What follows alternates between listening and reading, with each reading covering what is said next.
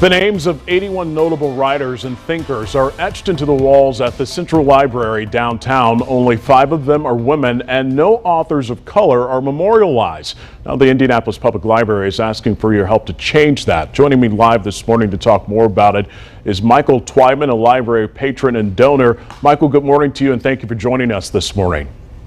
Good morning. Glad to be with you. You've been a library patron for years, and you first noticed a lack of names of people of color several years ago. How did that happen?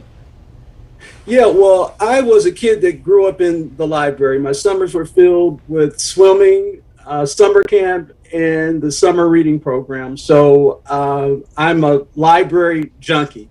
Central Library has been one of the favorite branches that I frequented. So I've just spent a lot of time in the building, admiring the beauty of the building, but also occupying space. And so it's given me a real intimate relationship over the years, not only with that particular branch, but a few other branches as well.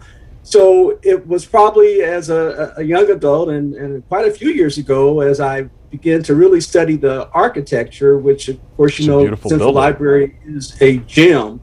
That I realized that all of the names that are etched in the building that I could best tell at the time were persons of European descent by and large, but definitely not any persons of color. And it just really struck me as odd, given so many fine authors and writers of color that are deserving of being memorialized and having their names engraved in the Central Library building. You are personally helping to finance this project. Also, why is this so important to you? I can even hear it in your voice as you're speaking.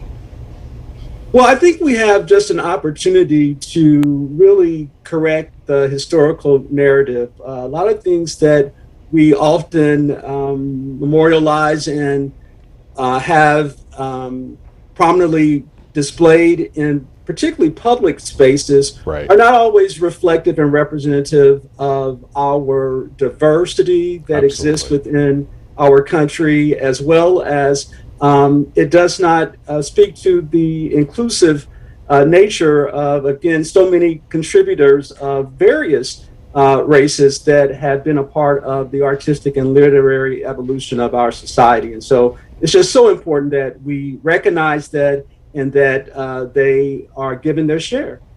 People can submit names through June 30th. How do they do that?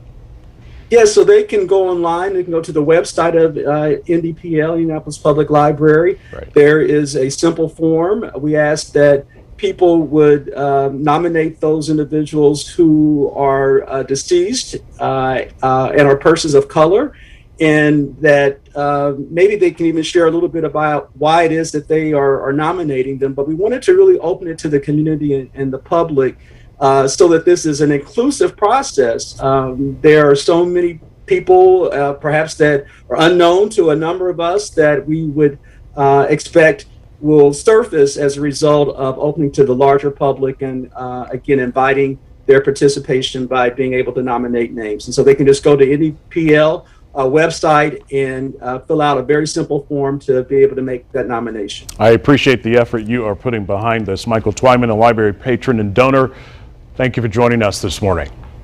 Thank you. Have a wonderful day. You as well. And if you'd like more about the project or submit a name, just head to our website. It is fox59.com/links.